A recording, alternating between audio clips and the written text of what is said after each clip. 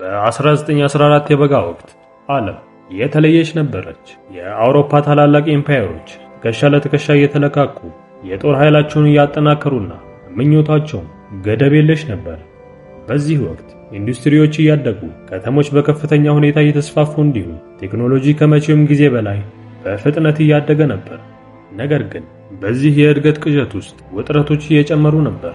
ዓለም ከዚህ በፊት ታይቶ በማይታወቅ መልኩ በሚሊዮን የሚቆጠር ሕይወት የሚቀጥፍ፣ ታሪክን እንደ አዲስ የሚቀርጽና ሊሽር የማይችል ጠባሳ ጥሎ ወደሚያልፍ አደገኛ ጦርነት እየተንደረደረ ነበር። ሰላም ጤና ይስጥልን ውድ የዩቲዩብ ቻናል ቤተሰቦች፣ እንኳን ወደ ቻናሉ በደህና መጡ።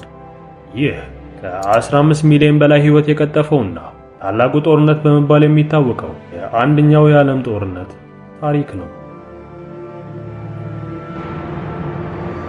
የግጭት መነሻ አንደኛውን የዓለም ጦርነት ለመረዳት በመጀመሪያ ወደ ጦርነቱ ያመሩትን 10 ዓመታት መመልከት ይኖርብናል። እንደ አውሮፓውያን አቆጣጠር በ1900ዎቹ መጀመሪያ ላይ አውሮፓ የውትድርናና ብሔራዊ ፉክክር ውስጥ ነበረች።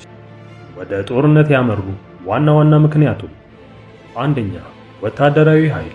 የአውሮፓ ታላላቅ ኃያላን ሀገራት ግዙፍ ሰራዊትን በመገንባትና የጦር መሳሪያዎችን በማከማቸት በጦር መሳሪያ እሽቅድምድም ተጠምደው ነበር። ሁለተኛ